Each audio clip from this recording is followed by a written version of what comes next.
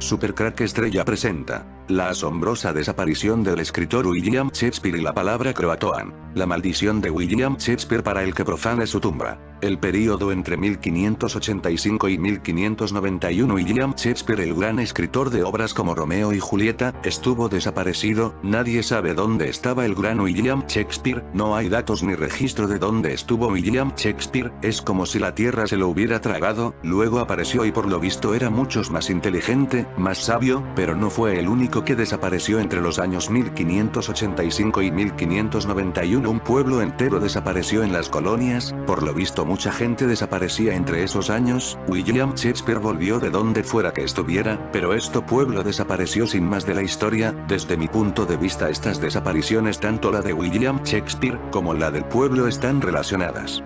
La colonia perdida de Roanoke, el mayor misterio sin resolver en la historia de Estados Unidos. Olvidaos de las teorías de la conspiración sobre el asesinato de Kennedy o la desaparición del líder sindical Jimmy Hoffa. El verdadero misterio más popular en la historia de Estados Unidos, el que ha inspirado obras de teatro, como la de La Imagen, la nueva temporada de la serie American Horror Story y campañas de excavaciones arqueológicas, es el de la colonia perdida de Roanoke, un misterio que lleva más de 420 años sin resolverse. La historia nos lleva a los primeros asentamientos europeos en Norteamérica y a una colonia inglesa fundada en la isla de Roanoke, en Virginia, un lugar donde el agua dulce era difícil de conseguir, y donde los colonos vivían rodeados de un entorno natural completamente nuevo para ellos y dos tribus indígenas con las que las relaciones tampoco eran sencillas. Aquellas primeras colonias tenían una alta tasa de fracasos, pero ninguna desapareció sin dejar rastro en 1590, o, siendo más concretos, ninguna desapareció dejando solo tras de sí una palabra grabada en un poste: Croatoan.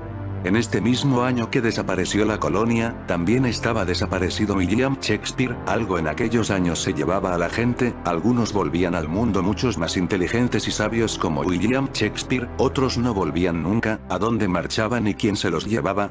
Solo William Shakespeare lo sabe. El secreto de todo esto puede estar en la tumba de William Shakespeare. Allí podría estar revelado dónde marchó mucha gente entre los años 1585 y 1591.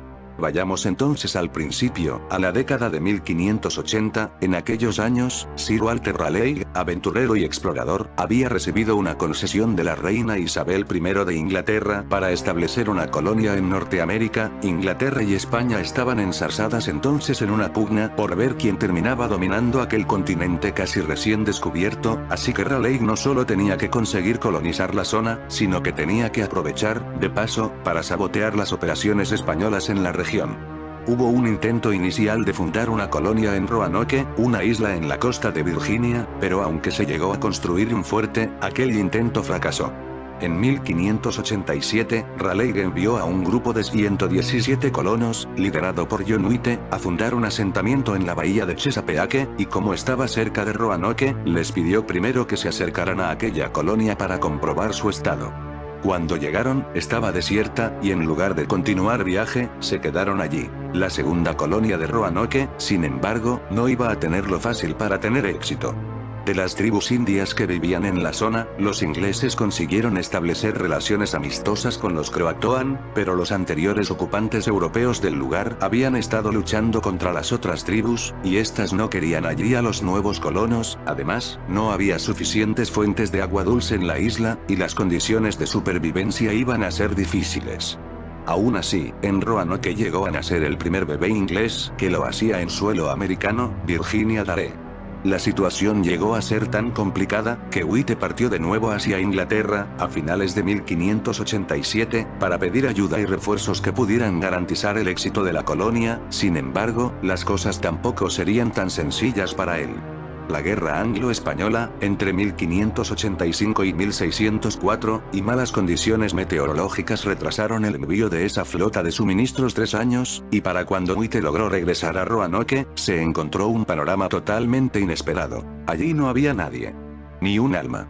Las construcciones, de madera, habían sido desmanteladas, y aunque los hombres de White buscaron a los colonos por todas partes, no fueron capaces de encontrarlos.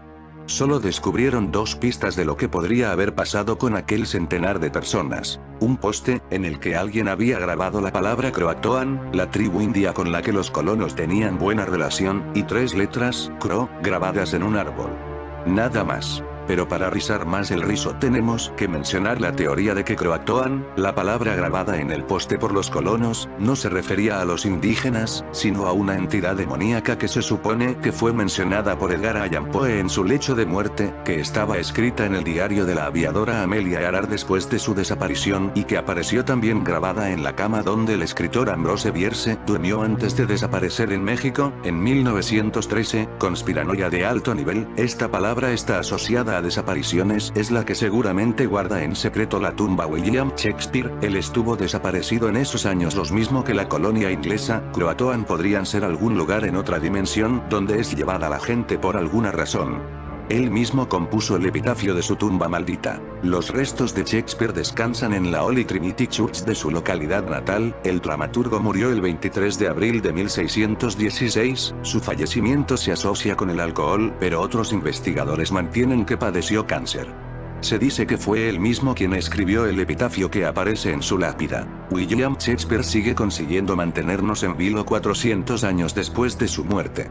Y no solo cuando releemos sus obras o las vemos representadas en el teatro, ni cuando escuchamos hablar sobre si las escribió él o no o qué fue de su vida durante lo que llaman sus años perdidos, incluso desde su lugar de eterno descanso consigue que retengamos la respiración mientras leemos la advertencia que en su lápida escrita protege sus restos mortales hasta de la más leve de las miradas. Buen amigo, por Jesús, abstente de cavar el polvo aquí encerrado. Bendito sea el hombre que respete estas piedras, y maldito el que remueva mis huesos. El misterio de la cabeza de William Shakespeare. Una investigación realizada por un grupo de arqueólogos ha concluido que de la tumba en la que reposan los restos del dramaturgo británico, fue probablemente robado el cráneo del escritor. El grupo de expertos empleó un radar de penetración de tierra, georradar, para poder investigar el contenido del interior de la sepultura, en Holy Trinity Church, de la localidad inglesa de Stratford. Podemos notar que en la sepultura de Shakespeare hay una extraña alteración en la parte de la cabeza y tenemos una historia que sugiere que en algún momento de la historia alguien vino y se llevó su cráneo, dijo el arqueólogo Kevin Coles, de la Universidad Inglesa de Staffordshire. Según ese experto, resulta muy probable que el cráneo del dramaturgo no esté sepultado junto con el resto de su cuerpo. Además, el georradar tampoco halló evidencias de metales en el área de la tumba, como serían los tornillos de un féretro, lo que hizo pensar a los expertos que Shakespeare no fue sepultado dentro de un ataúd. Posiblemente en su cráneo había un chip. 4 siglos después aún nadie ha osado atreverse a desafiar estas palabras dictadas, se cree, por el propio Shakespeare.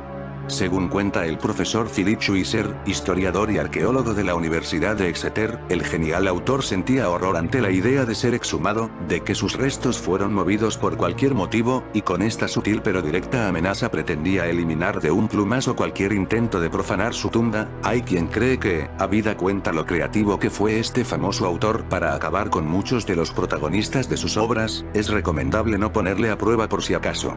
De todas formas, cada cierto tiempo surgen nuevas propuestas, que hablan de exhumar lo que quede de su cuerpo, para investigar las causas de su muerte. También para comprobar si es cierta o no la leyenda de que con su cuerpo se enterraron sus manuscritos, incluso los de las obras sin terminar, que escribió en sus últimos años. Demasiada tentación.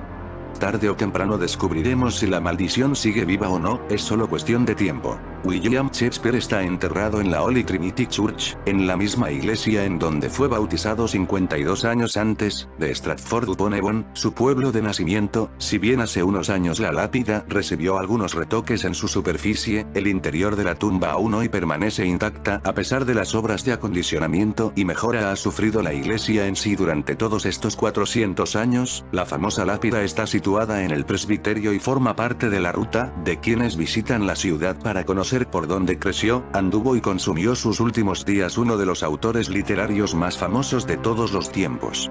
Los años perdidos. El período entre 1585 y 1591, posterior al nacimiento de los mellizos Shakespeare, es llamado el de los años perdidos porque no hay evidencia del paradero de William y en cambio innumerables conjeturas e historias sin fundamento sobre ese lapso de su vida durante el cual habría salido de Stratford-upon-Avon persiguiendo el sueño teatral. Es claro que Shakespeare emerge en Londres como actor y autor en 1592, antes de esa fecha se especula que trabajó para su padre como aprendiz de fabricante de guantes antes, que fue profesor de escuela, que estudió leyes, que huyó porque fue encontrado robando ciervos en el parque del juez de Stratford, que viajó a Italia, que estuvo en España y se unió a la Armada Imperial, que fue soldado en Holanda. Otras teorías sostienen que se unió a un grupo de actores viajeros de la compañía Lord Chamberlain's Men, los hombres de Lord Chamberlain, cuando pasó por Stratford, y también que fue guardián de caballos en los teatros de Londres donde podía, en fin amigos de Supercrack Estrella. Si el video te gustó, pulgar arriba.